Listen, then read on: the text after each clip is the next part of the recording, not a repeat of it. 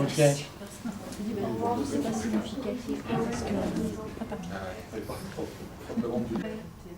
Ouais. C'est Noxolo. Le dernier, le dernier album vraiment d'éditeur qu'on trouve en librairie, c'est l'histoire vraie. Noxolo qui est une sud-africaine, qui a été... L'héroïne dessinée vachement. Sur, La puissance de l'histoire. sur du Rififi chez les Clébards par exemple, un mélange des deux. C'est presque un art complet. Ça mélange les deux, et ça mélange même de... je pense que j'ai commencé la bande dessinée un peu comme un jeu, avec mon frère. Le jeu était de réaliser des petits magazines, donc j'avais 8-10 ans, et lui il jouait au lecteur.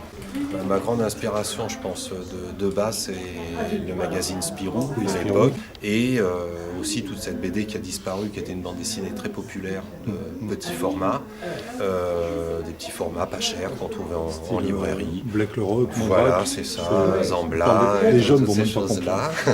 Vraiment, c'était pour... C'est collector. Disons que c'était des toutes petites revues qui étaient pas chères, en noir et blanc. Il y avait des westerns, il y avait des aventures dans la jungle, il y avait tout ça. Bon.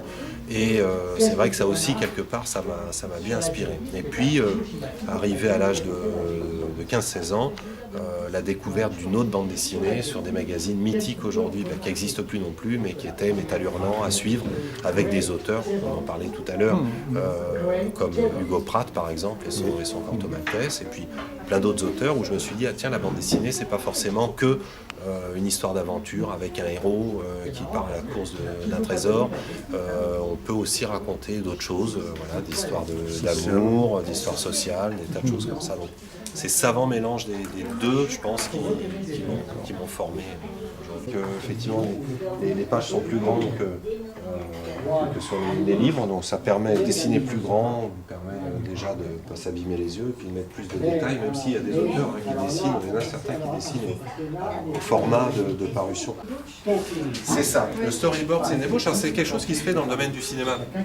Dans le domaine du cinéma, il y a des dessinateurs qui sont embauchés pour effectivement réaliser un storyboard, voilà, c'est image par image, enfin plan par plan, quoi. Ce storyboard est mis au propre, on va dire.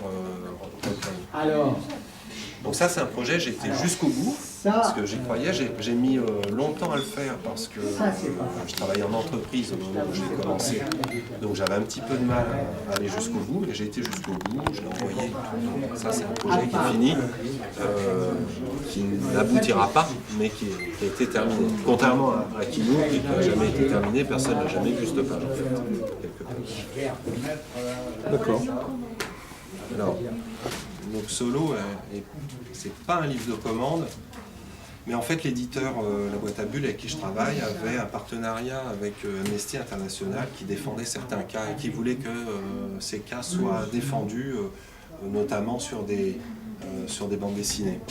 Il y a 3-4 pages, il est là, voilà, où en fait les personnages vont agresser Noxolo et où ça devient, où en fait le dessin s'efface totalement. Voilà. Donc là, elle est prise à partie par trois personnages. Et le dessin va s'effacer pour faire place au texte. Et voilà, comme ici, et jusque là. Donc en fait, et puis tout s'efface, le texte s'efface. Sur la page, c'est une histoire qui s'appelle Sarah, que j'ai dessinée 2 fois. Une première fois, ça là, parce que ça c'est un petit fanzine que j'avais réalisé. Il me semble que j'avais... je l'ai fait, voilà, la première version date de 1997.